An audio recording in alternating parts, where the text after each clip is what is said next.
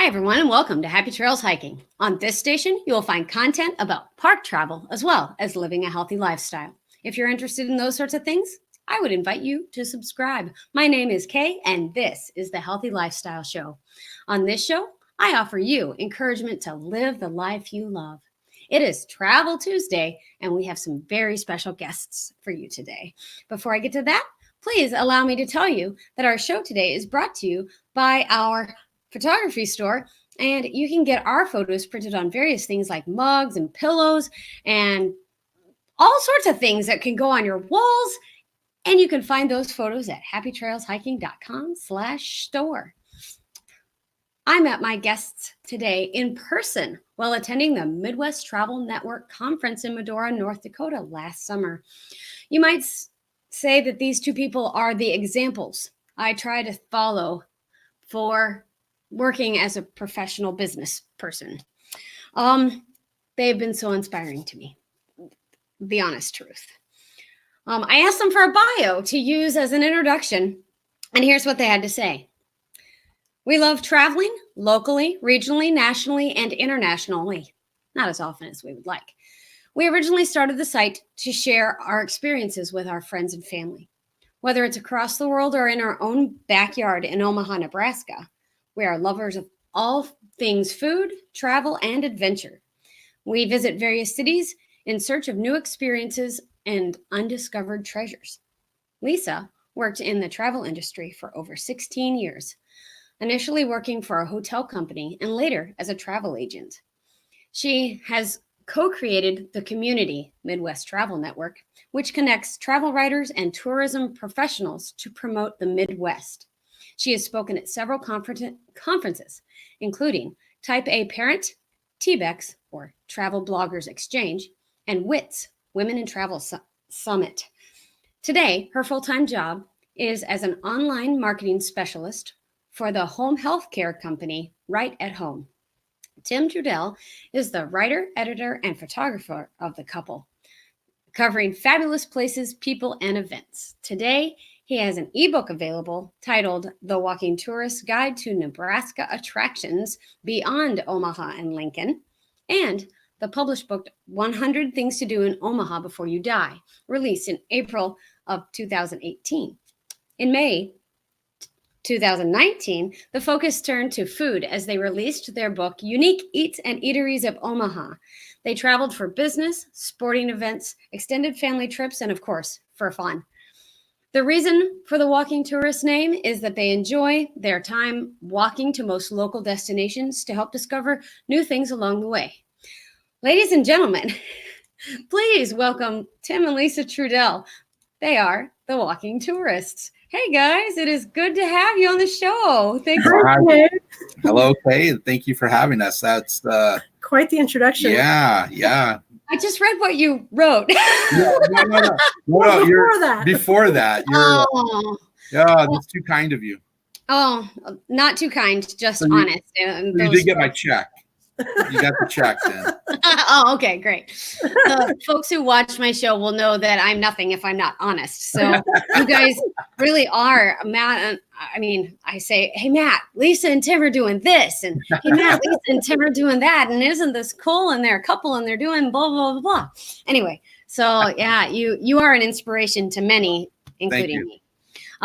So you mentioned in your bio a little bit about how the Walking Tourist got started, but can you talk a little bit more about that? Sure. Actually, well, with Lisa working the hospitality business, and I did for a little while, but she did for a very long time. We would travel on weekends, holidays, vacations. So we were gone a lot. So we would post photos on Facebook.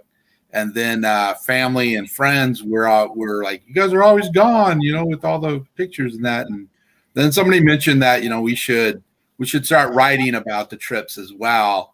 And so, we talked about it, and that's how the Walking Tourist got launched.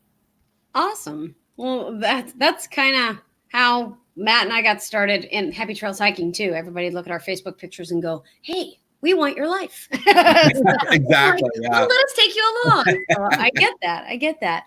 So you say that you look for undiscovered treasures. What place have you been to that our viewers have to go and discover Wow. for themselves? Oh, tough question at the beginning. That is Let's like get one. that is like the toughest question. That's like asking us which of our cats is a favorite. Yeah. Well, yeah. One will tell you he is, but the reality is all three. So It's really hard for me to say that there's one specific location that that really just excites me so much. But to be honest, one of my favorite places to go is Albuquerque, New Mexico. Oh. And I fortunately had the opportunity to go back earlier in October for the balloon fiesta, so that was great. But that is one of my favorite areas. New Mexico is one of my favorite states. I would say anywhere in Minnesota is among my favorites. Arkansas is a favorite state of mine, even though we don't get down there very often. That's because my mom was from there. And then again, North Dakota probably will come as a shock to a lot of people, but when I was in the Air Force up there in Grand Forks, I fell in love with the area, and Lisa can vouch for my love for North Dakota, for all things North Dakota. So when we had the opportunity to go back to Medora for that conference, I was pretty excited. And then we stopped in Grand Forks where I lived in the Air Force, and had a good few days there. So again, and of course Nebraska is obviously near and dear to my heart, since we live here, and I'm a native of Nebraska, and we write about Nebraska. So those are probably my favorite states. So that would have to be my answer as to where people have to go. So it's your short list. It's my short list. I think everybody has to have a short list. These are the things that you have to do. Lisa, do you have some? Well, I'd say obviously, well, maybe not obviously, but if you haven't been to Omaha, please come to Omaha. We can definitely show you around, and we've got a lot of hidden gems. And of course, we wrote 2 books about our lovely city. So I think we know a thing or two about where we are. I too have to say Medora, going there the second time was really just awe-inspiring, because there's so many national parks out there, and we hear all about the Badlands of South Dakota and Mount Rushmore and Grand Canyon. And I tell you what, Medora kind of there's a lot of it's a lot of Theodore Roosevelt National Park is kind of some of those parks all rolled up into one.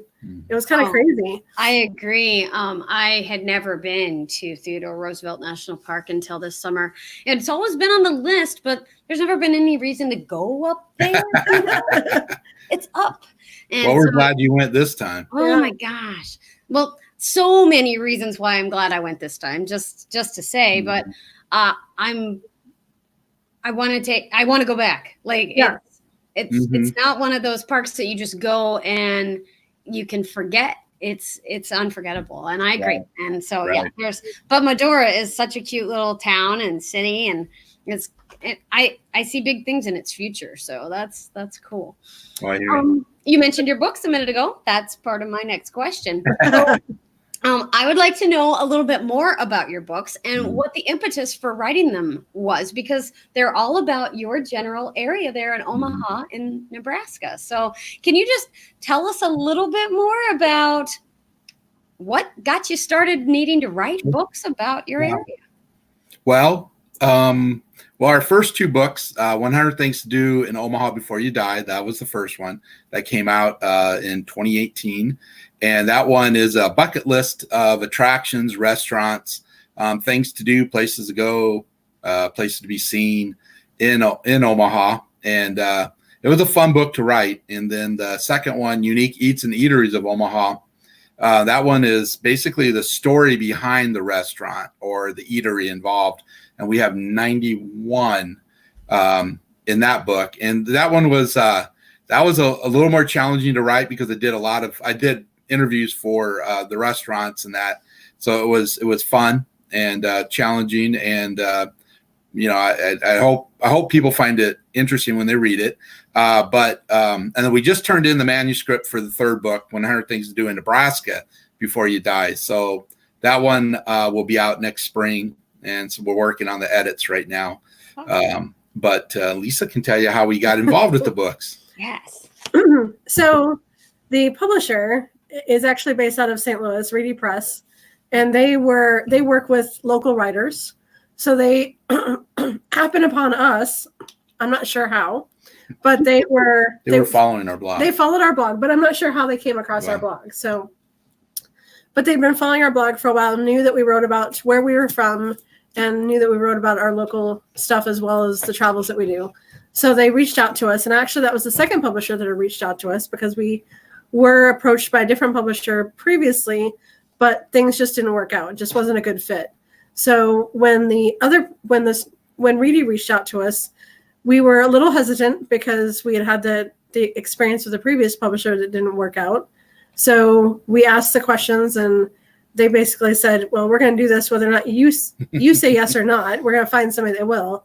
So we're like, and it fit really what we were interested in doing. So it all just kind of came into place. Awesome. Well, I have to say that these both make really good road trip reading. I read both of them on our trip out west this summer when we took our trip. So what'd you learn about Omaha? I learned that there's more to learn about Omaha than I ever thought there was. Like, I've been to Omaha one time, and it was to visit one of my former students do a play in college. Okay. So I was like, okay, we're going to go there. And I knew there was a microbrewery, and I took her to brunch at a microbrewery. And then went, oh, it's in the book. Great. Anyway, so there you go. I know about that one. But anyway, so just a little plug, and the links will be in the description. Everybody, make sure that you go down and check out the books. All right, there. We can sign them too if they would like. So.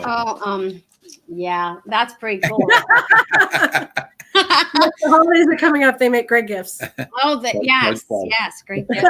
Holiday season and all sorts of things. All right. So I did have one question about the eats and eateries. Yeah. Isn't Omaha always getting new places to eat? So isn't this a problem? Are people like, oh, you missed this one? And do they nitpick? Oh, absolutely. Yes.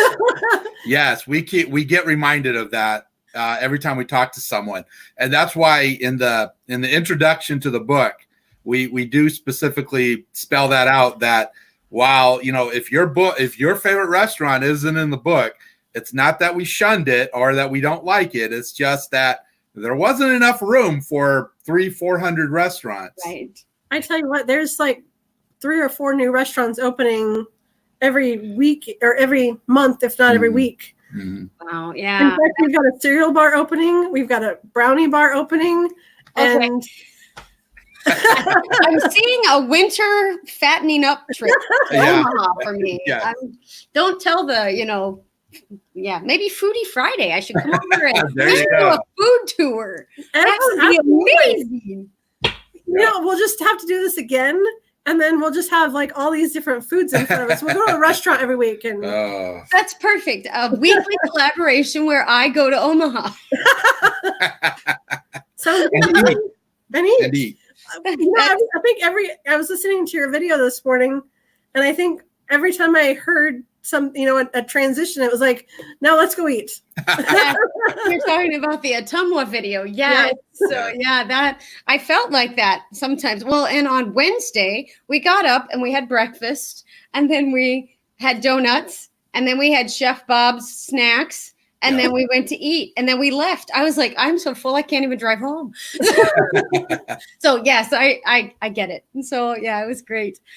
All right. So let's move on, I think. So do you always travel as a couple? I know the answer to this, but I guess you can't say always travel as a couple, but you are the walking tourist. Do you go lots of places mostly as a couple?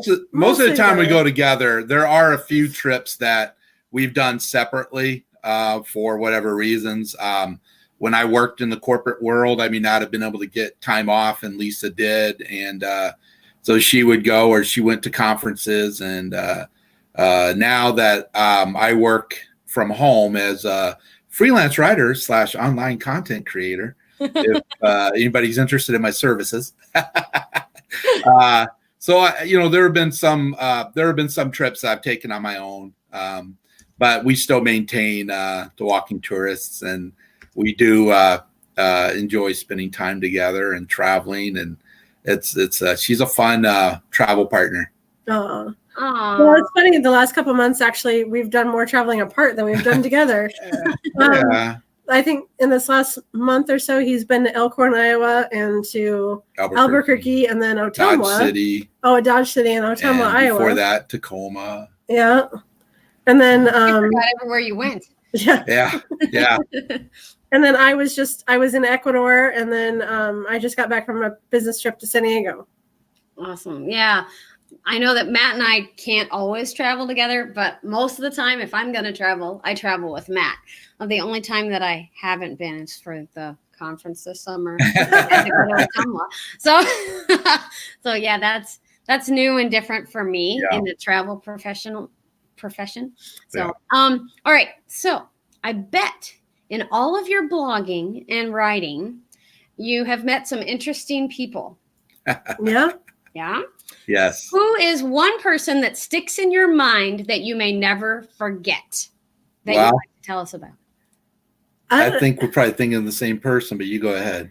Well, I was thinking of Connie the Riveter that we just, okay. Bingo. But, they say it's the ones that you've most recently encountered that really stick in your mind. So Sure. I have to say that recently we met this, what was she? She was going to celebrate her 96th birthday. She is going to celebrate her 96th birthday this January. And we actually got invited to the party. I think she was inviting everybody to the party. Yes. But she works at the, it was the B-29. B-29 hangar in Wichita, Kansas. Oh, wow. And so we went to tour the B-29 hangar while we were there. We were actually there for another press event. But it was a media marketplace down there for Kansas tourism. But we did some little side attractions while we were there. And we met up with a group. And while we were there, Connie was there. And she's an original Rosie the Riveter from back during World War II days. And it was just fascinating just listening to her talk about being on the lines and getting to work and the experiences that she had. Wow, that does sound amazing. That's really cool. I always love finding out because there's always one person that you can think of and you're like, oh, yeah, that person is going to go down in history, even if it's only in my blog. But yeah. So next hard question. What do you like best about travel writing? Well, I think it is the storytelling. It's finding those gems, whether it's, somebody like Connie and telling that story and having it live on beyond Connie and beyond that trip, or telling everybody that we know that this place or this attraction is the thing that they need to see or do next. I love being able to tell people things that they didn't realize were there or that they needed to go find out. One of our favorite places that we've been to over and over again, especially when we're on our way to Minnesota, is Clear Lake, Iowa. And so every time we get to tell, everybody, every time that somebody says that they're going that way or that they've been that way, we ask the question, have you been to Clear Lake, Iowa? Or do you know anything about Clear Lake, Iowa? And so then we have to remind them, some of the history, and we tell them all the things that they need to do while they're there. And even places that people have been to before, we'll ask them, well, have you done this or that? And, we try and give them a reason to go back.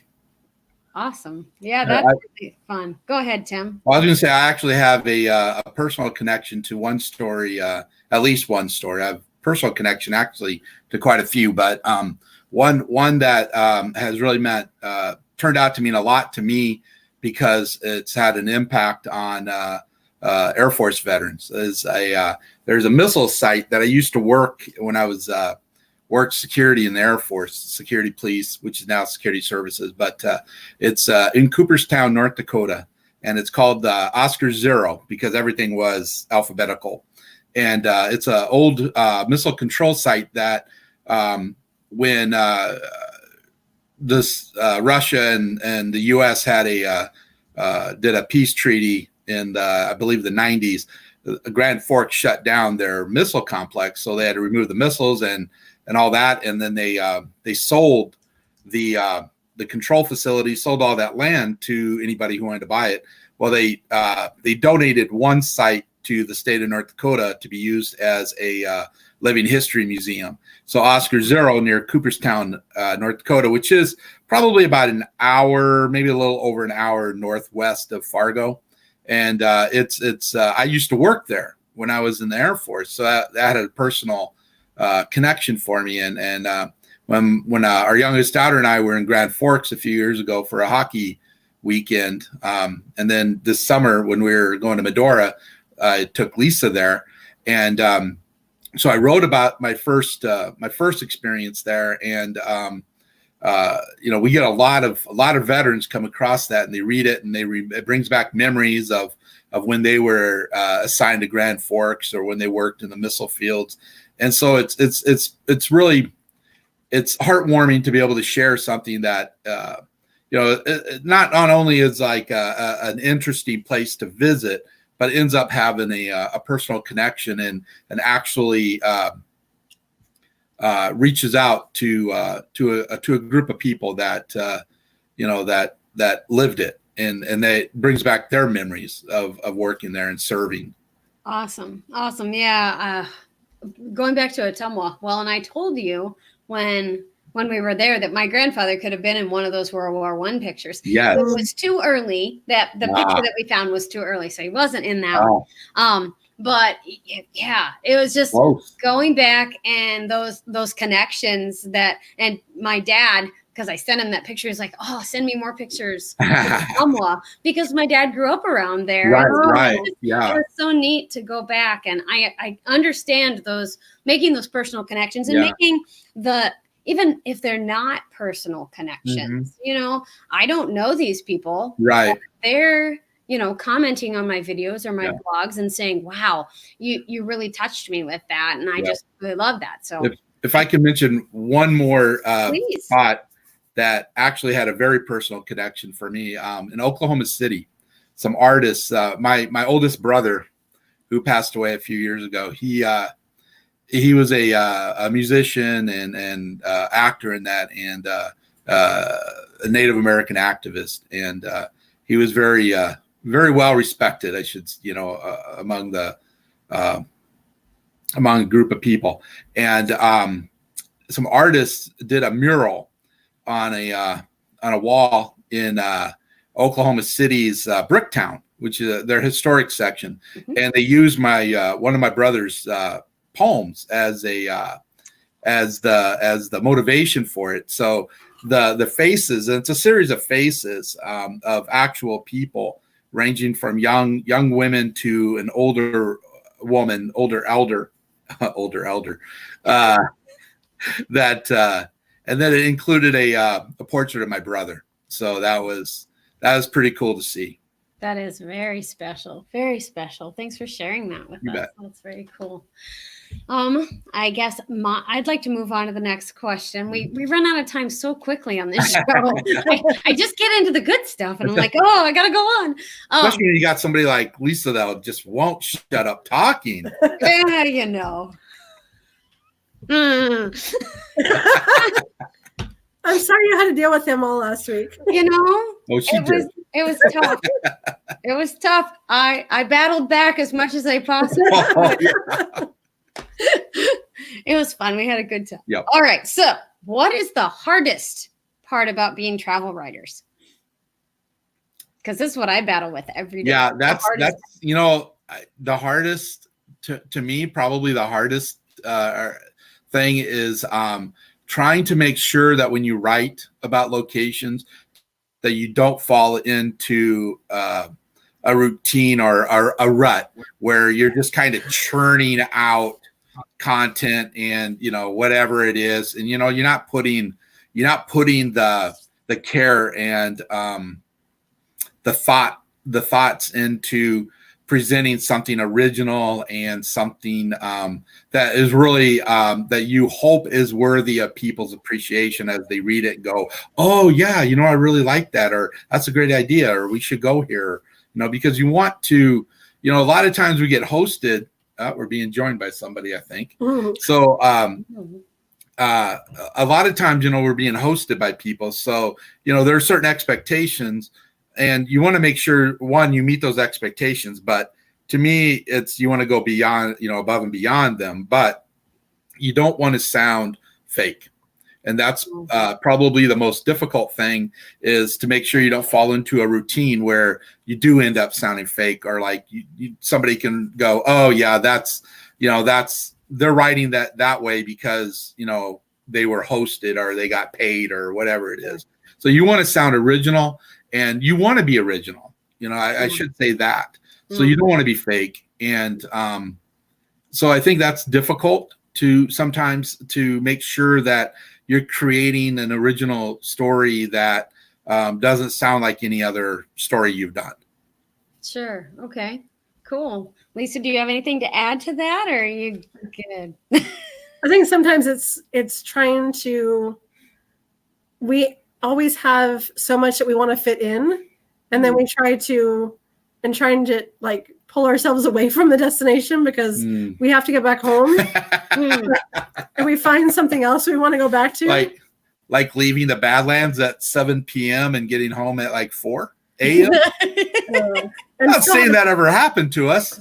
And still having to go to work the next morning. Yes. For that same morning. Yes. Right. What was yours, Kay? Yes. Well, I think that I have a unique perspective in that I have videos, and so people know I wear my heart on my sleeve. If I love something, that I really love it. Like, in a time we were walking around going, Chef Bob, oh my God, look at this. And hey, we're going to a park. I'm so excited we're going to a park.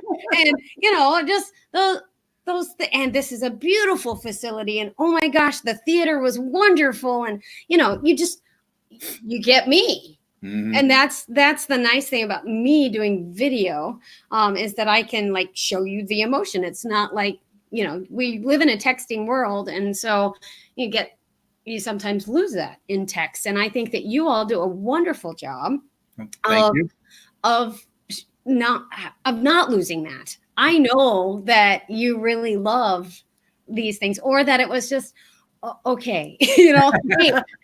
It's okay. Yeah. Well, and you're honest, and you're welcome. Not a problem. I appreciate that. So we only have a couple minutes left. And I do want to give you just a little bit of time to tell us whatever you want to. But my last question, because it's my favorite one, what is your dream destination or dream tour that you want to go on? Oh, man, there's so many places I want to go. I know. I would like to go do a European tour. Let's start off in England, go back up into Ireland, Northern Ireland. We did that a few years ago when our daughter went to school over in Northern Ireland, and then go over to the continent and check out France and Germany and all there, and go up into Scandinavia, see where my stepdad, see where his family came from. Cool. And that would be my ultimate goal, is to spend 6 months to a year just traveling Europe. We have some regular viewers that are from that area and would love to meet up with you, show you around, and show you what the locals actually do. So that's a good one. All right, Lisa? Awesome. I'd love to take a New England fall tour. That's true. Yeah. Fall is my favorite season. The colors are gorgeous, and I just love to go back up to New England. And you can in New England, the area is so easy to kind of get up and down the countryside, as far as like timing goes, because it's not as long of a distance to get to between states like it is in the middle of the country. Yes, I understand. Yeah, our states are really big and broad, long. Yes. There's lots of distance between states. There's just more to love. Yeah, awesome. Well, would you all like to share anything else about travel or encouragement for our viewers today, then I'd just like to give you a chance to share whatever you'd like for the last couple of minutes. I'd recommend people just get out and explore, be it their area, their state, their region. Just get out and explore. Have fun. It doesn't have to be anything fancy. It can be a park. It can be your downtown area. Just something. Just get out and explore and learn about your hometown, learn about your state, and just go out and have fun and explore. Awesome. Well, if you guys will hang out for just a second, Sure. I will close out the show. Be right back with you. All right, guys.